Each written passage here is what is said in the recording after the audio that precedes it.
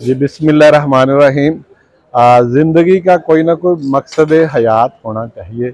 मैं समझता हूँ कि आज का ये जो खूबसूरत प्रोग्राम हुआ है जिसमें 200 जोड़ों की शादी हुई है, तो जोड़ों का दर्द तो जोड़े ही जानते हैं। मैं समझता हूँ कि इंतहाई नेक और हमारे जो मौजूदा हालात हैं माशरे में महंगाई की वजह से बहुत अच्छा इकदाम है।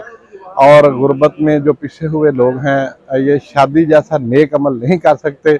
मैं अल रहमान वेलफेयर फाउंडेशन की जो इंतज़ामिया है खसूसी तौर पर हफीज़ खान साहब को खराज तहसीन पेश करता हूँ, जिन्होंने आज से 10 साल पहले ये खिदमत इंसानियत का बेड़ा उठाया। 10-15 जोड़ों से शुरू हुआ, आज अल्हम्दुलिल्लाह 200 प्लस जोड़ों की जो शादी हुई है। मैं सबको मुबारकबाद पेश करता हूँ और खसूसी तौर पर इस पूरी टीम को मुबारकबाद पेश करता हूँ जिन्होंने इस मुश्किल और महंगाई के वक्त में इन लोगों के घर बसाने में अहम किरदार अदा किया और सुन्नत नबवी को फ़रोग देने में अहम किरदार अदा किया। बहुत शुक्रिया। अस्सलाम वालेकुम।